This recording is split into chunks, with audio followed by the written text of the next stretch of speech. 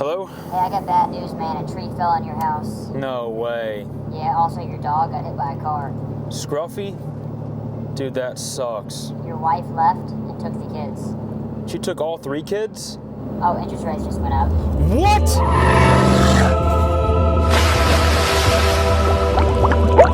So, back in the late 1990s and early 2000s, new home buyers made up 40% of the market.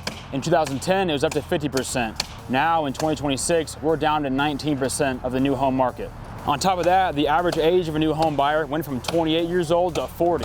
If new home buyers are vanishing, then who's buying them? So the first group of people that are buying these houses are investors, and not just big corporate companies, but local people. In fact, in 2025, 30% of houses bought and sold in the US were bought by investors. For every house an investor buys, that's one less house for someone or a family to buy and live in. And that cycle repeats itself, and you keep in this loop of renting and not being able to buy. But setting aside all the financial stuff, when you have a neighborhood with a bunch of rental properties, you kind of lose that aspect of community. People just come in and out, and it's a weird feel. So odds are, if you're a first-time home buyer, you're not buying the house with straight up cash. There are a lot of people who are doing that. In fact, in 2025, 30% or roughly 1 out of 3 people were cash buyers. When a seller sees 2 offers, one being yours that maybe has financing, some other contingencies, versus another one that's purely cash, odds are they're gonna like that cash offer a little more. In the same realm of cash buyers, you have people who bought houses in the early 90s, 80s, whatever, now selling their homes, downsizing and moving into these starter homes. They don't need big houses anymore, and they have so much equity in those houses so they can actually sell the house, buy another one, and have a ton of cash left over. It's a smart plan for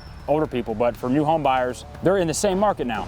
So if you're not a super rich person and you're not a cash buyer and you're not an investor, how can you move on a property that you want to buy? Well, the first thing you need to do is go reach out to a lender. Go get pre-approved so you can be ready. Go figure out what your buying power is, and you can stay in that market and say, hey, I can buy this $300,000 house. I'm pre-approved, so as soon as you find one you like, you can move on it. You need to be fast because these houses do not last long.